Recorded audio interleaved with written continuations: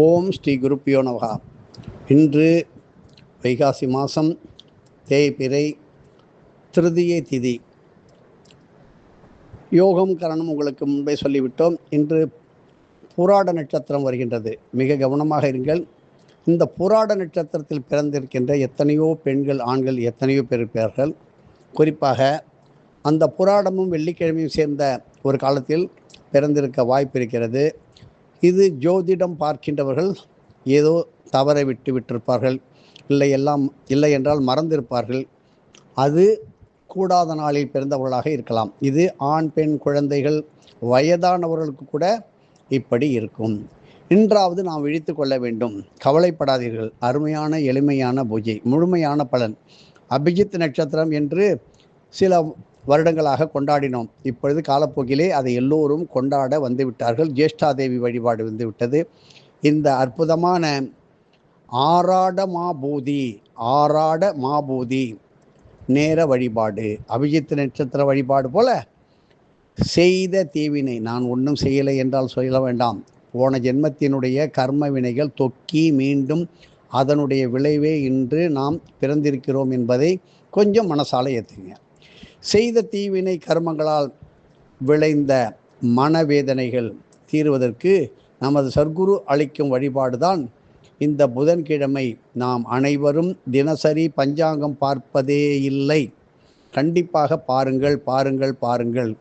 வாழ்வில் ஒவ்வொரு செயலிலும் இறைவனின் இயக்கத்தை நன்கு உணர்ந்து, காலம்பரம் இப்படி போச்சு, வெரி குட், நம்ம போகும்போது ரயில் கிடச்சிது, நமக்கு டிக்கெட் கிடச்சிது, நமக்கு நல்ல சாப்பாடு கிடச்சிது, இதையெல்லாம் நினைத்து ஆத்ம விசாரம் செய்ய நீங்கள் உணரும் பொழுது, அப்படி நீங்கள் வந்தால், அப்படி உருவமாயின் அது பக்தியை மேலும் பித்ரு சக்தியை ஒவ்வொரு நிமிடமும் உங்களுக்கு அதிகப்படுத்தி கொடுக்கும்.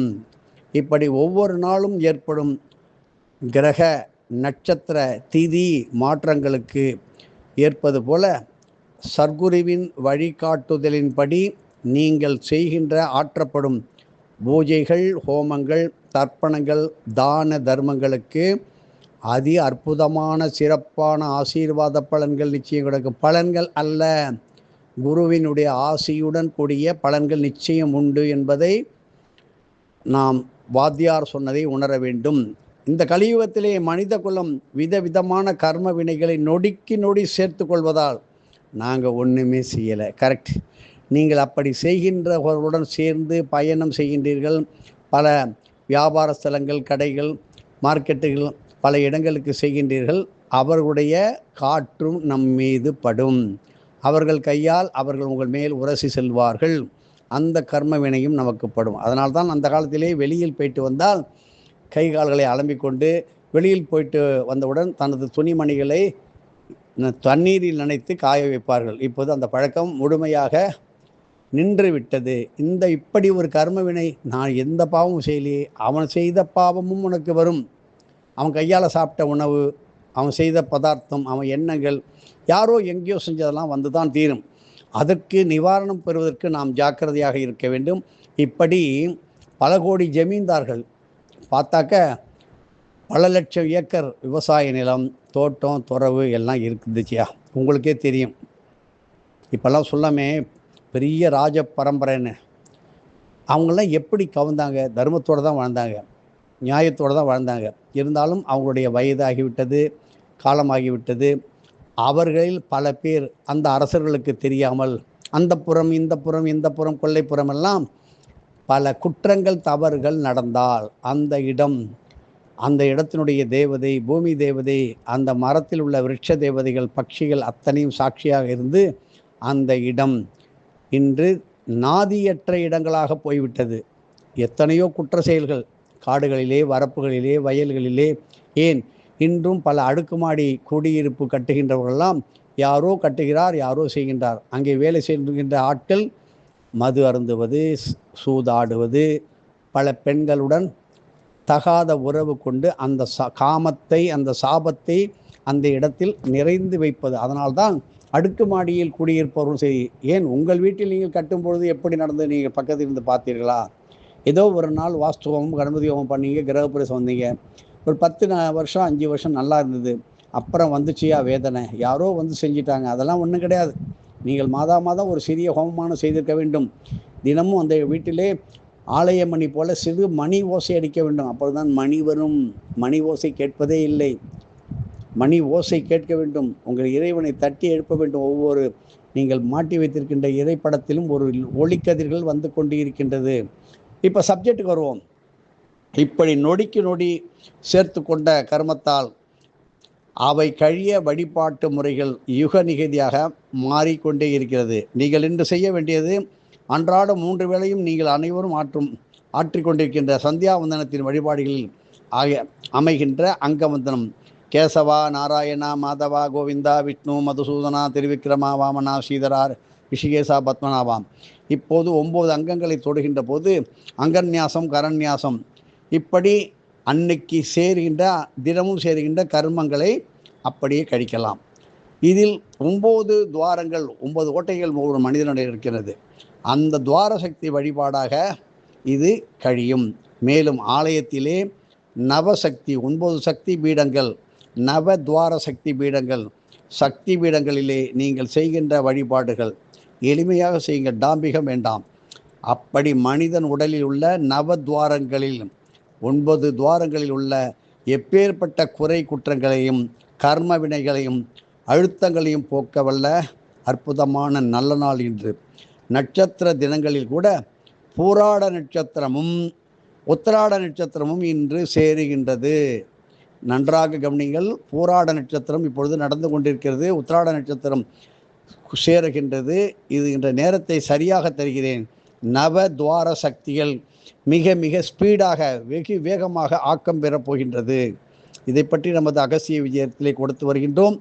நமது நவத்வார ஜலசக்தி பீடங்கள் மிக மிக முதன்மையானது. அது எங்கே சார் இருக்குது? கும்பகோணம் மகாமக குளம் 9 துவார சக்தி நிறைந்த அற்புதமான தீர்த்த குளம். அங்கே மிக மிக அபூர்வமான சில ஆலயங்களிலே நீங்கள் பார்த்துள்ள ஜன்னல் போல அமைந்துள்ள 9 துவார சக்தி, 9 துவாரம் இருக்கும். அதன் மூலமாக வழிபடும் அம்பிகைகள் வழிபாடும் அந்த தாயார் அம்பிகை இவருடைய நீங்கள் வழிபடும் போது நவத்வார கர்ம வினைகள் குறைய அல்லது நீக்க கண்டிப்பாக உதவும். இன்று ஆராட மாபூபதி நேரம், ஆராட மாபூபதி நேரம். இதை சித்தர்கள் மீண்டும் மீண்டும் சொல்கிறார்கள். இது 3 முறை சொல்லிவிட்டோம். பூராட நட்சத்திரமும் உத்திராட நட்சத்திரமும் ஒன்றாக இணைகின்ற நேரம், இதுதான் சந்திப்பு. அப்போது நீங்கள் ஆற்றும் சில குறிப்பிட்ட வழிபாடுகள் நமது நவத்வார குறைகளை கர்ம வினைகளை களைய வழிவகுக்க இருக்கின்றது. இன்று ஆராட மாபூதி நேரத்திலே வேம்பு மரம், வேப்ப மரம் ஸ்தல விருட்சமாக சில ஆலயங்களிலே இருக்குது. அதை பற்றி நாம் சொல்லிக்கிறோம். பிச்சாண்டார் கோயில் வரும் ஆலயங்கள் நிறைய இணைப்பு அந்த பிடிஎஃப்பில் தரும். இப்படி பிரம்மா தனி சன்னதி கொண்டாடும் ஆலயங்கள் அதனுடைய இணைப்பு கொடுக்கப்பட்டது. வாசமுள்ள மலர்கள், நல்ல சூப்பரான மணமணமண கமகம என்று சாம்பிராணி, கஸ்தூரி, ஜவ்வாது, கோரோஜனை, சந்தன குழம்பு, அத்தர் ஆகியவை கலந்த இந்த அருமையான கலவையை இறைவனுக்கு சாத்தி திருப்பாதங்களில் அல்லது திருப்பாதங்களில் சாத்தி வழிபடுவது தான் செய்த நாம் மறந்து போன தெரியாத செய்த குற்றங்களால் விளைந்து கொண்டிருக்கும் மனவேதனைகள் தீர வழிபாடு பரிகார வழியே இன்று. திருக்கணித முறைப்படி நடப்பு பராபவ வருஷம் வைகாசி மாதம் 20ஆம் தேதி இன்று 3/6/2026 புதன்கிழமை நள்ளிரவு 12:48 முதல் 1:12 வரை பூராட நட்சத்திரமும் உத்திராட நட்சத்திரமும் இணைகின்றது. ஆராட மாபூதி. இது அன்டைம் என்று நினைக்காதீர்கள், குட் டைம் என்று நினைங்கள். அரிய சந்தர்ப்பங்களை நல்ல விதமாக பயன்படுத்தி கொள்ளுங்கள். இதை எல்லோருக்கும் எடுத்து சொல்லுங்கள். அதுவும் உங்களுக்கு பெரிய பலனை தரும். இப்படி திருமணமாக வேண்டிய பருவத்தில் உள்ள குழந்தைகள் எத்தனையோ பேருக்கு பிரபலாரிஷ்ட யோகம், அந்த கூடாத நாளிலே உங்கள் குழந்தை பிறந்திருக்கின்றது, புதனும் அவிட்ட நட்சத்திரத்திலே உங்கள் குழந்தை பிறந்திருக்கிறது ஐயா அப்படின்னு ஜோசியர் சொல்வதில்லை. இன்றைய நாள் எப்படி இது அது நடக்கும் இது நடக்கும். தயவு செய்து ஜோதிடர்கள் நினைத்தால் கவனம் கொண்டு மாற்ற முடியும். இல்லை என்றால் பல பேர் 1 மணி நேரம் டிவியை பார்த்துட்டு காலண்டரை கிழிச்சிட்டு போய்கிட்டே இருக்காங்க. என்னென்ன காரியத்தில் என்னென்ன செஞ்சால் கர்மங்கள் கழியும், அடே இந்திரனே தனது பதவியை இழந்து வாடினான். அந்த இந்திர பதவியை மீண்டும் பெற வைத்தவன் யார் என்கிறது எங்களுடைய சர்க்குரு சொல்லிக் கொடுத்த வழிபாட்டு முறைகளுக்கும். பதவி போய்விட்டது என்று நமது வேலை போயிட்டு நம்முடைய உத்தியோகம் போயிட்டு கவலையே படாதீர்கள். அவர்களை மீண்டும் அதைவிட உயர்ந்த பதவியில் வைப்பதற்கு நமது சர்க்குரு பல வழிகளை காட்டியுள்ளார். இதை ஒரு ரகசியமாக பல பேர் முன்னிலையில் சோதித்து சேர்த்து கொள்ளாதீர்கள். இப்படி நீங்கள் செய்யும் பொழுது உங்களுக்கே சில அற்புதமான ஒரு நல்லது நடக்கிறது கண்கூட தெரியும். இப்படி நீங்கள் செய்து பாருங்கள். அந்த மாதிரி ஆலயங்கள்லாம் தரிசனம் பண்ணுங்கள். வீட்டில் இந்த நேரத்தில் திருவிளக்கு ஏற்றி வச்சு உங்களுடைய பிறந்த நட்சத்திர தேவதையை வணங்கி உங்களுடைய குலதெய்வத்தை உங்களுடைய பெற்றோர்கள் மூதாதையர்கள் பித்தர்களை வழிபடுங்கள். இதுக்கு ஒன்றும் பெரிய செலவு கிடையாது. இதை கொண்டாடி மகிழுங்கள். இந்த அடுத்த மாதம் வரலாம். ஏன்னா புதன்கிழமை சேரணும், பூராட நட்சத்திரம் வரணும், உத்திராட நட்சத்திரம் வரணும். இதை விடாதீர்கள். நவத்வாரம் இப்போலேருந்தே பாருங்கள். நிறைய கோவிலில் என்னமோ ஜன்னலியா அப்படின்னு நினைக்காதீங்க. அந்த ஜன்னல் வழியாக அந்த இறைவனை பார்க்கும்பொழுது முழு பக்தி. சென்னை கபாலீஸ்வரர் ஆலயத்தில் உள்ள உண்ணாமலை தாயார் சன்னதியில் 9 துவாரங்கள் இருக்குது. இப்படி நிறைய இருக்குது. 13, 15, 18 உள்ள துவாரங்கள் இருக்கிறது. PDF அனுப்பியுள்ளேன். பார்த்து இந்த இணைப்பு வேப்பமரம் தலைமரமாக உள்ள ஆலயங்கள் திருக்குடந்தை, காரோணம், அந்த வைத்தீஸ்வரன் கோயில் உள்ள புள்ளிருக்கு வேலூர், ஐயர் மலையில் உள்ளது. இதெல்லாம் சேர்த்து உங்களுக்கு அனுப்புகிறேன். அதன்படி எல்லோருக்கும் இதை உடனடியாக பகிருங்கள். நமக்கும் போராட்டத்துக்கும் சம்பந்தம் இல்லை என்று நினைக்காதீர்கள். இப்பொழுது ஒரு நல்ல காரியத்தை ஆரம்பித்து வைத்து பல பேர் ஒரு தாம்பூலம், நிச்சயதார்த்தம் சொல்லுவார்களே, அதெல்லாம் பேசி முடிப்பீர்கள். திருமணம் திடீரென்று நின்று விடுகிறது. ஒரு அபசகுணம் என்று சொல்லுவோம். ஏன்? பார்த்த நாளும் சரியா இருக்காது, பேசிய நாளும் சரியா இருக்காது, அன்று தாராபலம், சந்திரபலம், வித்யாபலம் சொல்லுவார், ஒன்றுமே சரியா இருக்காது. ஆகினால் ஒரு நல்ல மூத்த யோக்கியதை உள்ளவர்களை வைத்துக்கொண்டு திருமண வாழ்க்கையில் தயவு செய்து யாரும் விளையாடாதீர்கள். அது அன்று இல்லை, 10 வருடம் 20 வருடம் கழித்து கூட அந்த குடும்பம் வேதனை அடைகிறது. சின்ன பின்னமாக பல பேர் கூட்டாக வாழ்ந்த குடும்பம் இப்பொழுது தலை தடுமாறி இருக்கின்றது. இப்பொழுது ஓடிக்கொண்டிருக்கின்ற ஒரு வாகனம் திடீர் என்று பிரேக்கு போட்டது போல நடக்க வேண்டிய சுபகாரியங்கள் திடீர் என்று நின்று விடுகிறது. அதற்கு பல காரணங்கள் இருக்கிறது. எது எப்படியோ ஆகட்டும், நாம் நல்லதை நோக்கி செல்வோம். நல்லது செய்யும்போது நல்லது தான் நடக்கும். நல்லது செய்ய மறந்தால், நாளைக்கு செய்கின்றேன் என்று தள்ளிவிட்டால், நாளை என்பது இன்று போல் வராது. எதுவும் என்னுடையதல்ல, அனைத்தும் உன்னுடையதே. அருளாளா அருணாச்சலா.